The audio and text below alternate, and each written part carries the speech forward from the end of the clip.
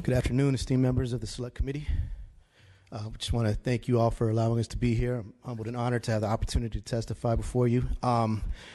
So my name is George Galvis, and I come from Oakland, California, and I am proud to be a co-founder and executive director for an organization called Communities United for Restorative Youth Justice Courage. Our organization is relatively new. It's been around for 5 years, but our organization was born out of the organizing to stop the gang injunctions in Oakland. And I think that that's important to really kind of highlight, because one of the things when we began organizing, that we did our research on was that gang injunctions, and this is true for not just gang injunctions, but lots of other sorts of draconian laws that criminalize particularly young men and boys of color, is that they are not necessarily improving public safety in our communities, and that's true for gang injunctions. Every empirical, all of the empirical evidence in every study showed that, in fact, what they were great at doing was they were great tools for displacement and gentrification, but not necessarily public safety. Through that organizing, we began to organize directly with the young men who were defendants in the gang injunction and provide pro bono legal defense. Our former city attorney referred to these young men as sociopaths and the worst of the worst. Our former police chief referred to them as bullet magnets. Both of them, I would point out, are gone. And these young men are still in Oakland. And what we began to do is really ask them what their vision was for their community. And they began to point out areas in which there was blight. There was what's generally referred to as a quote-unquote brownfield in the gang injunction zone in their neighborhood that had been a place where people were illegally dumping for nearly a decade. And they tested the soil and just through grassroots efforts cleaned up that lot, and they turned it into a vibrant community garden. It turned out that the slumlord who was responsible for that blight was the city of Oakland, the same entity that was criminalizing these young men. They began to embark on community beautification efforts through a program that they founded called Aslan Beautification Movement to really tell the stories and the history, and as well as promote positive social messages and to build community in the gang injunction zone. And those young men now, they've testified to this committee. They are part of the Alliance for Boys and Men of Color. They are mentors and facilitators at Fremont Street Academy and Dewey Academy and Oakland Unified School District. They've been given accolades. They've been policy advocates. And the point of this anecdote is that, much like the gang injunction, most of our juvenile justice policies in the last 30 years have been a deficit mapping approach that says that our young people are the worst of the worst. And much like the gang injunction, those policies get it wrong. And what we know is that every young person is a blessing. Every young person has a gift, something to share with this world. And unfortunately, sometimes as adults, we fail those young people and the opportunity for them to unwrap that gift that they have to share with the world. And that doesn't hurt necessarily just them, but it hurts all of us. There's so much hidden genius and talent behind bars currently. I'm formerly incarcerated in 1992. I was arrested and I was charged with attempted murder for my participation in a drive-by shooting. Lots of the policies right now that we are advancing around criminal justice reform are creating a false dichotomy between deserving and undeserving, meaning that the nonviolent, non-serious, non-sexual are the ones who are being given opportunities. Well, guess what? I would have been one of those who was a throwaway because I was labeled as gang involved. And the truth is that gang, that stigma, that loaded term that also carries with it lots of enhancements, is just racism camouflaged under the guise of crime prevention, because some of us grew up with Boy Scouts, some of us grew up with Little League, some of us, all we grew up with was our neighborhood. That's all we had, and we had neighborhood pride. And the focus should have been on really the behavior and how we shift behavior to produce better outcomes, as opposed to us being involved with, claiming our neighborhood. Because when I got out of jail, I went to community college, and I transferred with honors to UC Berkeley. And when I was at UC Berkeley, I saw a very similar phenomenon. Every year we had something called the Big Game between UC Berkeley and Stanford.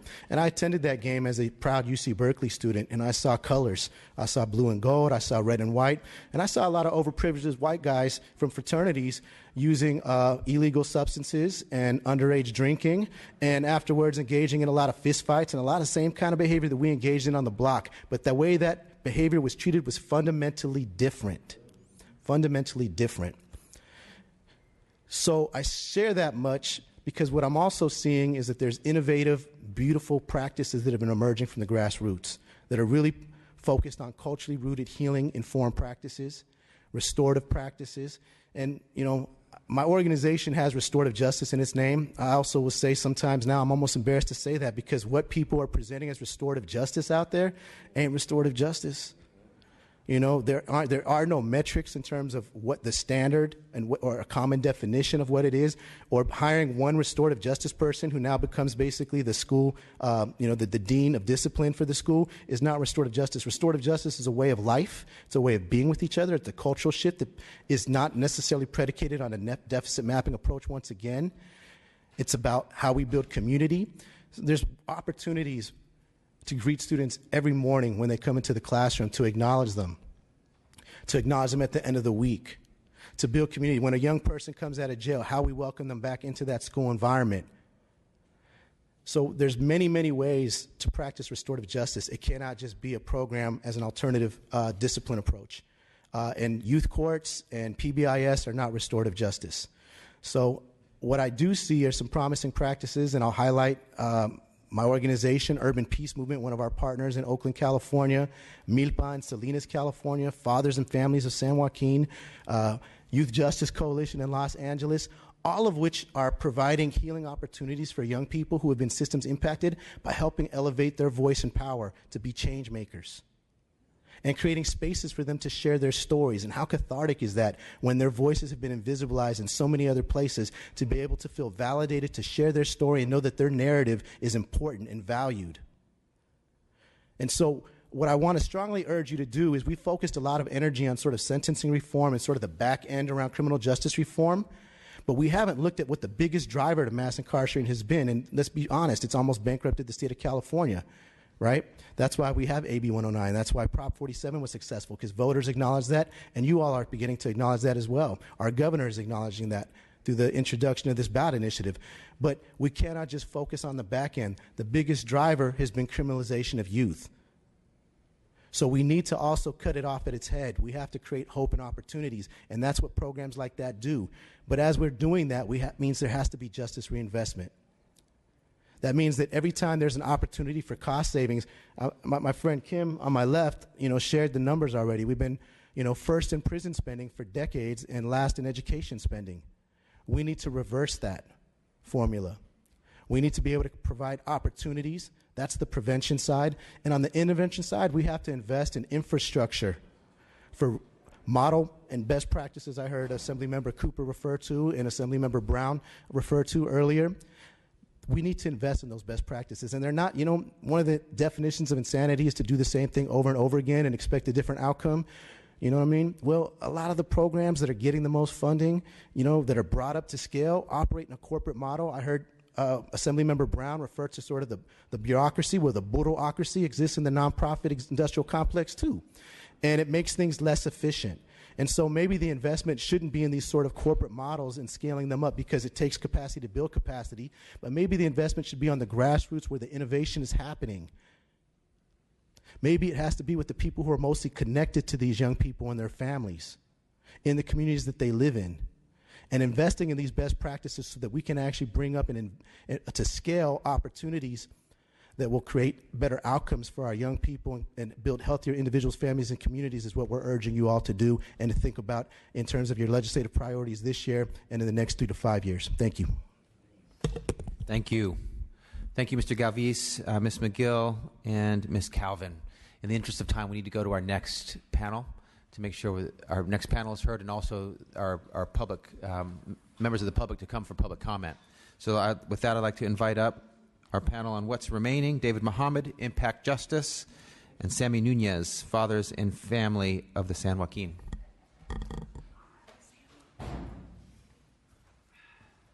Welcome. Thank you.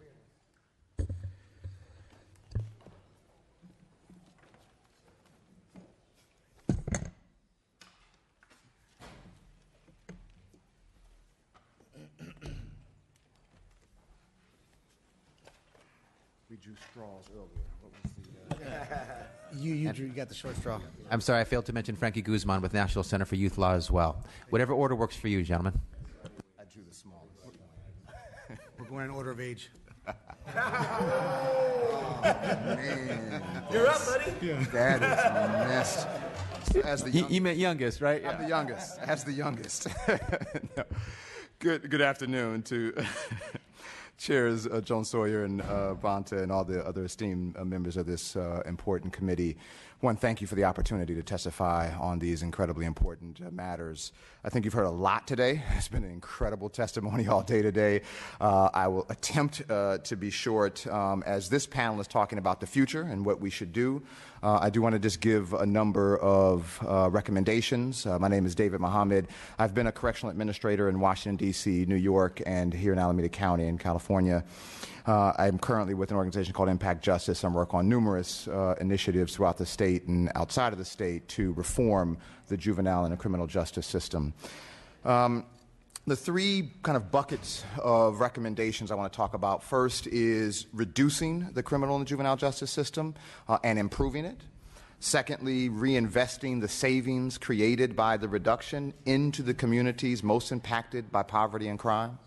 And third, quality implementation of reform. And so around further reductions, one, there has been incredible reductions in particularly the juvenile justice system that we should both celebrate but also not rest on our laurels about. But there's a lot more that we can do to reduce the system with so many young people unnecessarily in it. One thing is reduce the length of time youth are on probation to 1 year. Even Texas limits it to 1 year. In most counties in California, you can come on at 14, have no violations, no new arrests, and not get off until 19. A waste of money and a unnecessary use of government resources and a necessary intrusion into those young people's lives. On the adult side as well, although most counties limit the time adults are on probation to 3 years, there are a couple of counties like Sacramento and Alameda that have it for research shown unnecessarily and ineffective and wasteful 5 years. Also, we should use incentive funding to say across the board use valid risk assessments on the principle that incarceration, especially for young people, is ineffective, harmful, and excessively expensive. And I think all the science and research shows that.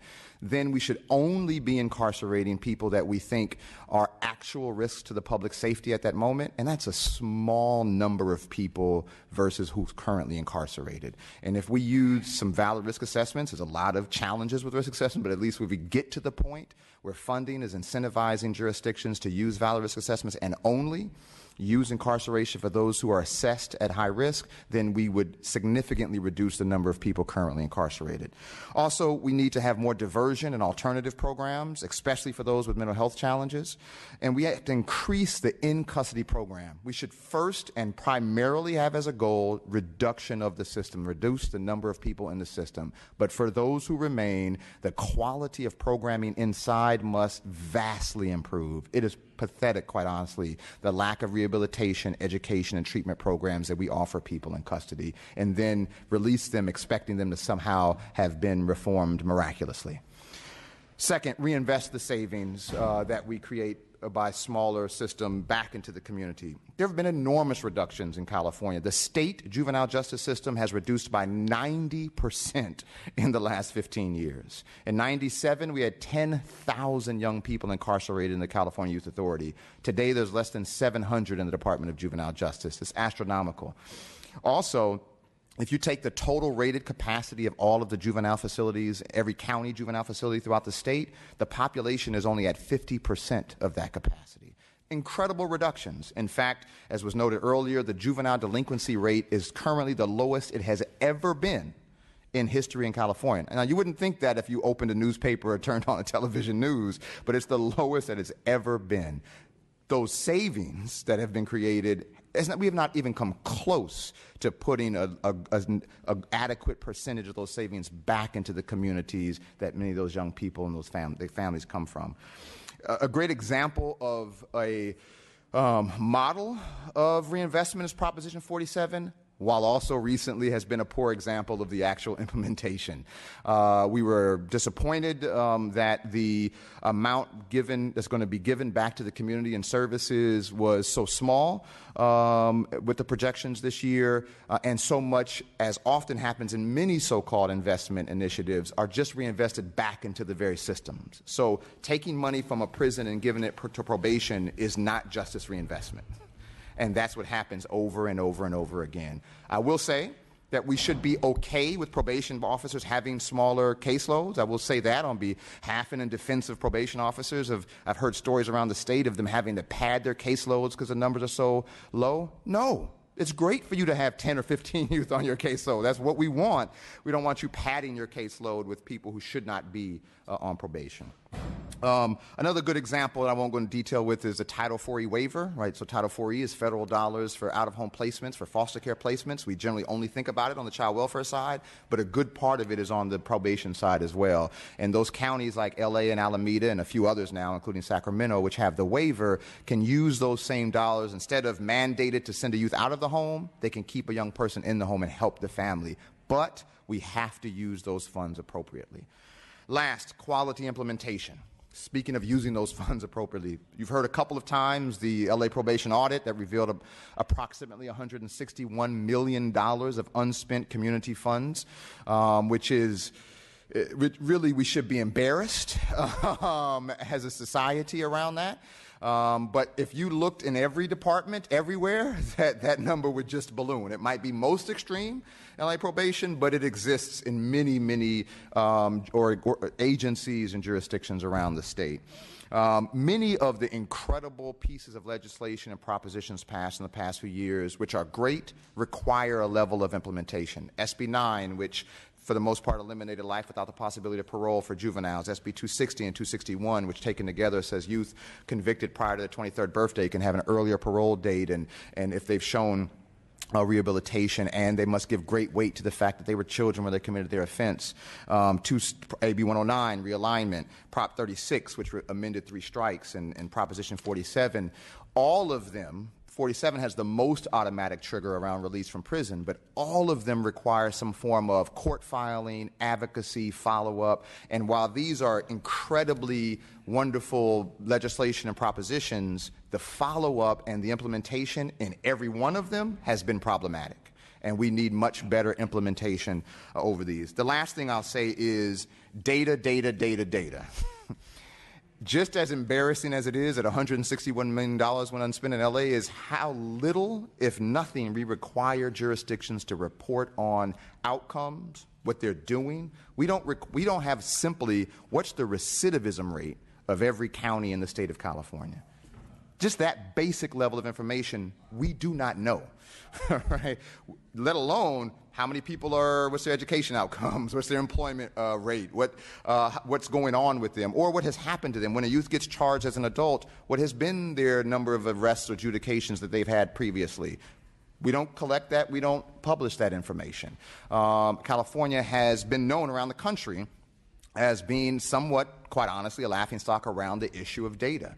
We don't have a central place where we're collecting and publishing, because there's actually a lot of places that collect the data. It's just not shared. It's just not published. And so we need to have some baseline of this amount of data needs to be collected and published. And so of these recommendations of shrinking the size of the system, as we have been doing, I saw one report that said if the prison system today was as big as it was the last time the crime rate was this way, we would have about a 70% reduction in the prison system, right? Because thankfully our crime rate is so low while we have had significant reductions in incarceration. And so with that, thank you for the time. Thank you, Mr. Mohammed. Mr. Guzman. Good afternoon, committee. Thank you for giving us this audience. My name is Frankie Guzman. I'm a staff attorney at the National Center for Youth Law in Oakland. My work there focuses on reducing, we're actually eliminating the practice of prosecuting children in California's adult court system. And as you heard earlier from Ms. Elizabeth Calvin, I was a part of the group that worked on this ballot initiative to abolish direct file that the governor has supported. I am very grateful to hear much of the leadership here talk about wise investments that do not just result in making a bureaucracy much fatter and wasteful, but also address or commenting on the issue of adverse childhood experiences. Most of us who grew up in these communities understand that very well, and oftentimes I feel like it's not recognized by the larger society, who often puts blame or individual accountability on children. As a person who was formerly incarcerated, I totally disagree with that. I would just briefly like to share, at age 3, my parents divorced. I experienced homelessness. At that age, at age 5, my older brother was arrested for murder, prosecuted as an adult when he was 16 years old. At age 15, I too was arrested for armed robbery. I was given a 15-year sentence and committed to the Youth Authority in 1995 when there were 10,000 kids in that system. Once I got out, I went to community college like George Galvis, his experience, and transferred to UC Berkeley. Throughout my life, I will say, much of the experiences with the justice system only helped to exacerbate and increase the trauma that I experienced, where most of the healing and the help that I received was by community-based services, educators, and mentors that had similar experiences to myself. And I would like to see this body do more to actually create more opportunities for community engagement and reduce the harm that kids face in the justice system. Part of what I want to just highlight is, what a lot of us are talking about is we're not talking about bad kids. We're talking about kids that have trauma. And as many of us who have trauma understand, hurt people, especially kids who don't have the tools to deal with stresses and challenges in the way that maybe adults think is appropriate. And I think that is on all of us to help them get to that point where they are responsible and healthy adults, which is what I focus my work on. And I just also want to just say, if this ballot initiative passes, we're going to have some serious challenges to deal with. And I think, one of the big questions that's we're going to have to confront is what is going to be the role of the Department of Juvenile Justice. In years past, the Department of Juvenile Justice played a huge role in treating and housing young people charged with serious offenses with high levels of need. But what I experienced during the 1990s was many, if not all, counties punting a lot of their challenges to the state level, and in fact overwhelming that system to the point where a lot of these guards who were charged with our care were overwhelmed, under-resourced, and oftentimes broke the law, beating us or doing other things that were just inappropriate. And I would hate to see that happen again. I think if we are to return to that system to take care of our kids, we're going to have to dramatically reform that system to make it more developmentally appropriate. And by that I mean not prison-like. The fact is CYA is basically a prison designed for kids, and kids are not many adults. What we should be doing is having facilities that are more localized, that are basically more designed like in home-like environments, but that also include community people like George Galvis, like David, like Sammy, who you will hear from, and like Kim. I saw that in my own life work, and I would like to see more of that because, again, I would just like to caution us, if this ballot passes, juvenile courts will begin to send more kids to the juvenile justice DJJ system. We cannot return to the 1990s or return to the mistakes that we made in the past, and that will require all of us to think hard and fast about what oversight looks like and what reforms are needed to make sure that doesn't happen again.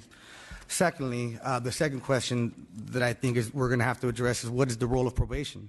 Traditionally, probation has had DJJ to send many of their high needs kids, and more recently, beginning in 2003, a lot of those kids with high needs were just diverted out of the juvenile system entirely and sent to the adult system through transfer, through direct file. And as you heard from Elizabeth Calvin, about 1,000 kids a year are transferred to the adult system. 85% of those kids thereabout are black and brown kids.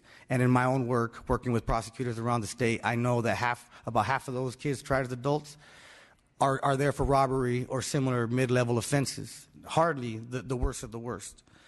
So I think because of these practices of having DJJ and direct file taking a lot of the high needs kids, probation has not developed the capacity or the expertise to deal with high needs kids. For that, they're going to need our help. I basically would identify the main issues being training. how to deal with kids with high levels of trauma, especially de-escalation, resources, and especially community-based resources to be allowed to engage and partner with community-based service providers that can deal with these kids in an authentic and genuine way. Guidance and oversight to ensure that best practices are implemented and that we don't continue on these negative paths that have caused more harm and trauma to our young people. And funding. One thing that I've noticed in my work is that many probation departments or in fact juvenile courts will transfer kids to the adult system simply because they're 17 years old and they feel that time has run out to deal with these kids. I would like to see probation receive or be given funding that would extend beyond the age of minority, much like DJJ is allowed to keep kids up to the age of 23. Probation departments, if they had that option, I imagine would keep a lot more kids in their juvenile system where they are local, close to families, close to their community, and would have a much easier time transitioning back after they serve a time in custody. And that leads me to my third and last point, oversight. What is oversight and what should it look like? I believe that a huge mistake that this state made was realigning the Division of Juvenile Justice under CDCR, who has neither the expertise or the capacity to deal with young people in a developmentally appropriate way. I believe that DJJ, if it continues, should have some type of a state agency that would take this role that is comprised of experts in development, in trauma, and in rehabilitation to provide oversight and guidance and leadership, but also when we begin to drift off the right path and the appropriate course in dealing with kids, that is able to hold them accountable and correct that action. And so in the end, I just want to end by saying, I completely agree with Mr. Muhammad. We do need to reduce our jail population or our youth jail population, but the fact remains that we will continue to have kids who will make mistakes, kids who behave maybe badly out of trauma, but it is not a reason to throw them away. We have to really confront these kids and help them learn from their mistakes, much like I have, much like George have. I can only imagine what a state would be like if we actually invested and allowed kids to grow up and learn from their mistakes the way some of us today have, rather than creating this huge problem that we have with over-incarceration and communities that are just lacking men of color to help raise these kids and help be fathers and brothers and elders. And so with that, I will end, but I thank you for listening to us today. Buenas tardes. Good afternoon. Thank you, Chairman Jones Sawyer, Chairman Bonta, for this opportunity. Thank you, esteemed Select Committee, for allowing us this opportunity to present on something that's very important. It's going to be a great year this year. My name is Samuel Nunez. I come bearing gifts of water from Stockton. Just kidding. I wouldn't do that to you. So that's a whole different issue. But I just wanted to just really, just again echo what my colleagues have said already and just talk about the local context of places like Stockton, of Coachella, of San Bernardino, of Oakland, places in LA, East LA, South LA, how these policies and practices are going to support to not only stabilize but strengthen our communities. We're already starting to see an immediate impact on some of the work that has come that has led to this point now. Certainly we feel that what's missing and what should be considered, and I invite you to consider, is a reinvestment because of these savings in families and inclusion of parents and children, those that have been impacted by these systems for generations in part of the process, and being stakeholders and centered the activities and resources around their needs and have them involved as advisors in how these monies should be implemented. There has to be value and importance placed on engaging young people who are formerly incarcerated, system impacted, on probation in this work to decriminalize young people and communities of color, thereby disrupting intergenerational cycles of incarceration and poverty in their lives. The fact is that there's also great work going on in places around the state with trauma-informed care. In particular, trauma recovery centers are really starting to now become a very viable force in our community to provide services that have been lacking or elusive for communities of color when we have generations of traumatized families and youth in our communities. We want to see an expansion of trauma services and increase investments in these services. We want to remove barriers and expand the eligibility of specific populations, such as those who are formerly incarcerated, on probation, or parole. I want to actually applaud and recognize Assemblymember Bonta in particular for his work on this issue by passing AB 1140, which increased eligibility to include this population so they can now receive services paid for by victim compensation services. Thank you for that, Assemblymember, for the good work on that. But there's still more work to do. What causes me to lose sleep at night? And I mean lose sleep. What causes us to wrestle in our homes is the mass incarceration and the school to prison pipeline that is still alive and well in our communities, many of our communities, and really affecting many of your constituencies as well. As we know, there are certain life events and factors that knock a young person off the path to graduation and onto career and higher education, and into a life, rather, of institutionalization and interactions with the justice system. So policy in and of itself is not good enough. Policy implementation is key. If we're going to dismantle the school to prison pipeline, then we need to make certain that we are actually implementing this locally, recognizing the importance of this, so we don't continue to fill up the cells that we're now, reclassifying parents and releasing them onto our communities.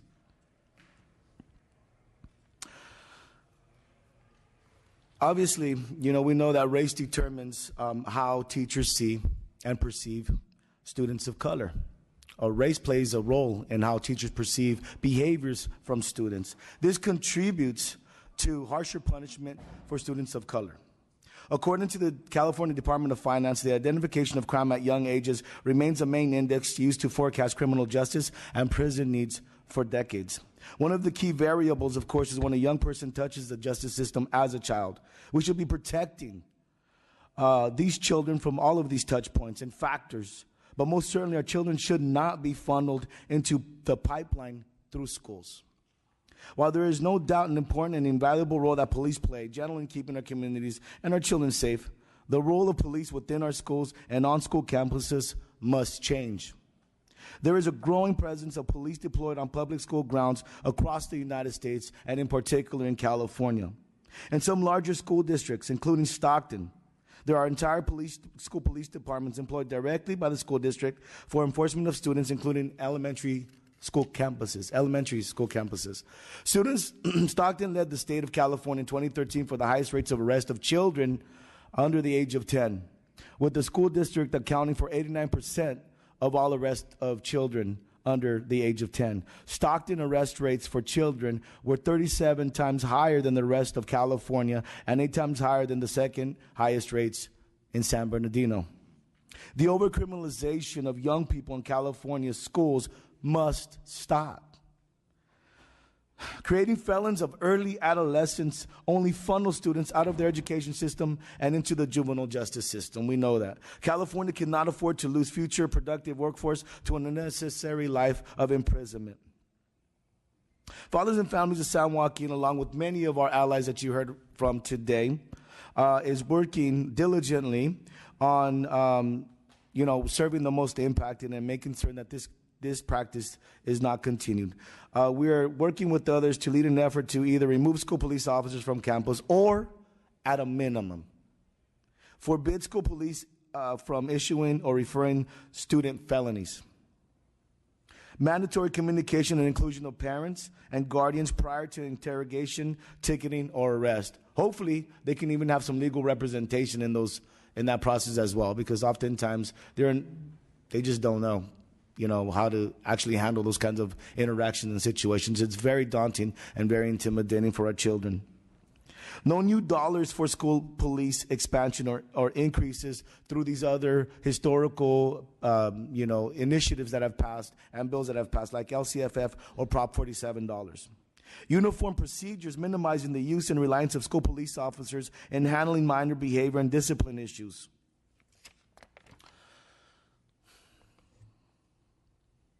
In 2011, there was a child named Michael. He was diagnosed with ADHD. He had a tantrum at his school. School police were called. He pushed papers off a table and, quote unquote, kicked a police officer's leg. He was arrested for battery, a felony, of a police officer. This is a 5-year-old child. He was arrested for battery of a police officer and sat in the back of a police car crying for hours without parental notification. We don't want situations like this happening to children in schools in San Bernardino, in Oakland, in East LA, in Coachella. Can you imagine a child in your jurisdiction, under your care, being arrested and treated that way at 5 years old, thereby altering their life outcomes, their life choices, diminishing their opportunities for a lifetime at 5 years old? It just seems incredibly important to me that we actually fix this situation, that we have to reckon with this, and this needs to be remedied.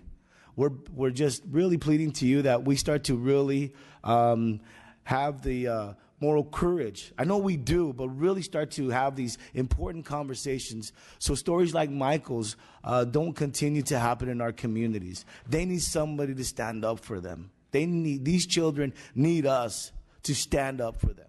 And I'm hoping we can do that this year with your help and our support in the community. I know we can do better. We're counting on it.